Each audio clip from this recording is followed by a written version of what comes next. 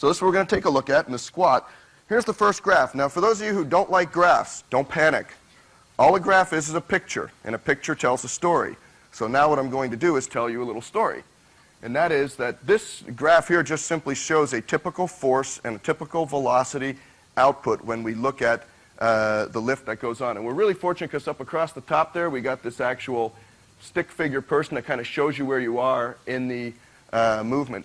This line here defines that bottom phase, or the bottom out portion of a squat.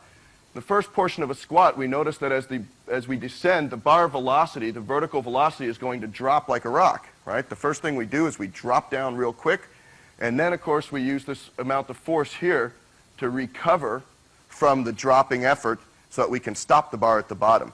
In actual fact, when we go to drop down on our squat, we actually leave the bar, and we're dropping before the bar is, and the bar is trying to catch up to me. The bottom, I then hit the brakes on there, start some vertical force to stop the bar from going any further down, trap it at the bottom, and now I'm down at the bottom of my lift, and it takes me this long to actually recover before I can start my upward motion. Now, the interesting thing about this is the solid line is a competitive lifter, someone with experience. The dotted line is the novice lifter. And unfortunately, this graph doesn't really break down and show you how much of a difference exists here. However, if you look at the inexperienced lifter, the inexperienced lifter seems to get much more greater vertical velocity, so drops much quicker. When that happens, it takes a lot more force to control the bar than the experienced lifter. And so what we found here is that the rate at which you drop, if you drop the bar down too fast, it's going to take you too long to recover at the bottom. You take too long to recover at the bottom, you're not going to have enough force and develop that pre-stretch that we're all aware of at a very good rate. So one of the things we find is that this rate of descent should be a lot more controlled than most people do in the weight room. And you can see it, a competitive lifter controls it. This distance here is quite a bit. 0.8 feet per second is a huge speed difference. It really is. It doesn't maybe show it on the graph, but that's a very large speed difference. So when I drop down too quickly, I now have too much work to do to control it.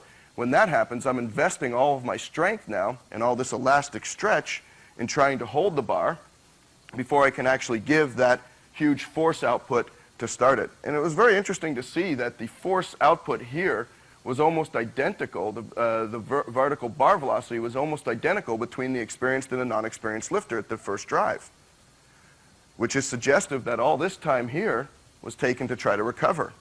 And all that time taken to recover means that I have to work much harder to actually get the force. So in actual fact, we're starting to produce, if I'm an inexperienced lifter, I'm starting to produce this force all the way down here to get that big drive up there.